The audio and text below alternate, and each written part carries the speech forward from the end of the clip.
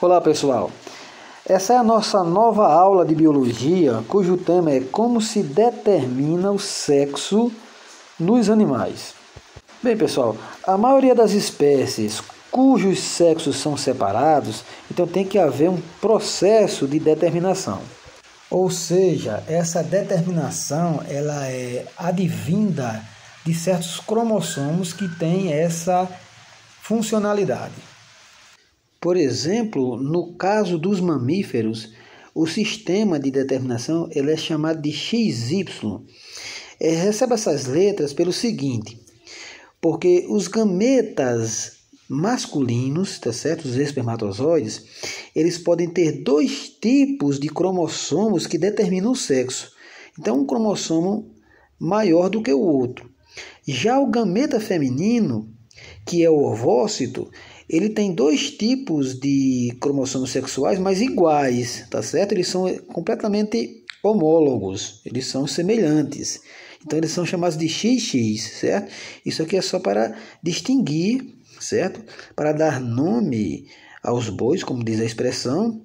Então, o XX é o feminino e o XY é masculino, porque há essas duas possibilidades de serem cromossomos diferentes que determinam o sexo. Então, no caso dos mamíferos, né, e nós incluímos nesse caso, então as fêmeas elas são chamadas de homogaméticas, ou seja, o par de cromossomos sexuais ou o cromossomo sexual que a fêmea manda, certo? Ele é igual. Já o macho ele pode mandar um cromossomo de uma forma e outro cromossomo de outra forma, que é o menorzinho, que ele é chamado de Y. E no caso dos machos, né, eles representam o sexo heterogamético. Então, enquanto as fêmeas representam o sexo homogamético, que é igual, homo significa igual e hetero diferente, né? No caso das aves, certo? É um pouco diferente. O sexo homogamético é o sexo masculino, tá certo? Então você vê que aqui o sistema é ZW. Então ZZ é o masculino, certo? E ZW é o feminino. É diferente lá dos mamíferos, né? Que XY era o masculino e XX o feminino, certo? Então existem essas diferenças de determinação cromossômica do sexo. Nesse caso aqui das aves, quem determina é a fêmea e não o macho. Em quaisquer das situações citadas até o momento, certo? A probabilidade de se nascer macho ou fêmea, tanto no caso de determinação, no caso das aves ou no caso dos mamíferos, a probabilidade de 1 para 1, ou seja, 50% de nascer macho e 50% de nascer uma fêmea. Um outro fator a se considerar é que a maioria dos genes que determinam as características tanto de um sexo como do outro, eles estão localizados exatamente nesses cromossomos sexuais. Então aí a gente pode considerar os hormônios, né? Tanto os hormônios masculinos como os hormônios femininos, certo? Características como, por exemplo, pelos, né? Barba, os cabelos longos nas mulheres, certo? No caso das aves, a crista dos galos, por exemplo, os esporões, todas essas características que são bastante intrínsecas ao sexo, elas advêm de genes localizados exatamente nesses cromossomos sexuais.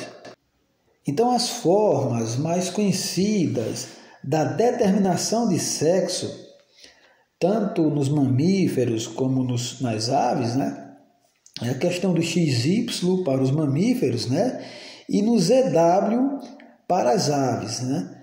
Então, essa é um tipo de determinação mais comum, né? Mais fácil de se entender, tá certo? Mas também temos outras formas de determinação. No caso dos insetos, por exemplo, existem algumas espécies de insetos que o sistema é determinado de X0, certo? Ou seja, o macho ele possui apenas um cromossomo sexual, enquanto a fêmea possui 2, tá certo? Então, nesse caso, é o macho que é heterogamético e ele que determina, tá certo? Se ele mandar um, então a fêmea vai ter que mandar um outro e vai ser fêmea. Se ele não manda, tá certo? Então a fêmea é que vai mandar apenas um e vai nascer um macho. Entende?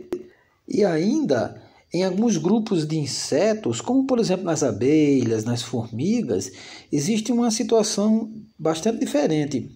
No caso, eles são chamados de haplodiploides, tá certo? Por exemplo, as fêmeas, elas são diploides, ou seja, ela tem um conjunto duplo de cromossomos. Já os machos não, os machos advêm apenas da fêmea. No caso, os zangões, eles são haploides, tá certo? Ou seja, as fêmeas são feitas de cromossomos masculinos e femininos. Já os machos são feitos apenas dos cromossomos femininos, ou seja, dos cromossomos originários da rainha. Então, eles vêm dos ovos da rainha, tá certo? Também existe outro sistema de determinação do sexo, é a temperatura. Isso acontece frequentemente em algumas espécies de répteis, por exemplo, as tartarugas, os crocodilos. O que vai determinar se vai nascer macho ou se vai nascer fêmea não são cromossomos sexuais, e sim a temperatura. Então, nesse caso, temperaturas muito altas, certo, vão nascer todas fêmeas.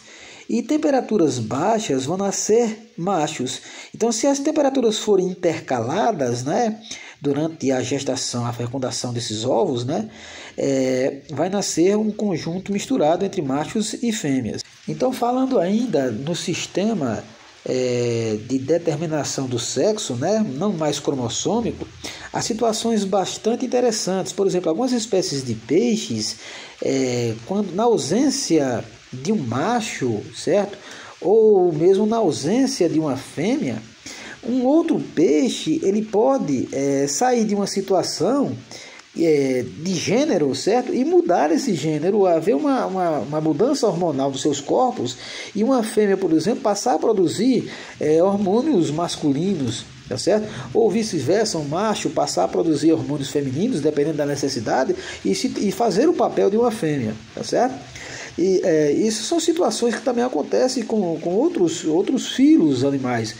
No caso das minhocas, também são assim, elas são hermafroditas, né? Então já é um outro caso de determinação do sexo. Então existem várias formas de se determinar o sexo. Nem todos os répteis também são, a sua determinação é pela temperatura. Há casos, por exemplo, em que um número muito grande de fêmeas, né, as fêmeas elas conseguem fazer uma espécie de fenômeno chamado de partenogênese, né? Então elas produzem apenas os óvulos, e esses óvulos é que vão originar uma nova criatura sem necessitar de um gameta masculino para isso. Então, gente, nós vimos aqui algumas formas, alguns modelos de determinação sexual, né?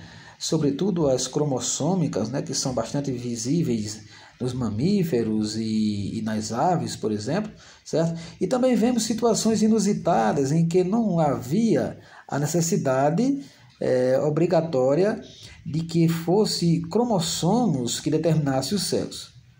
Tá certo, pessoal? Então essa foi a nossa aula, espero que tenham gostado. Caso tenham gostado, dê um like, certo?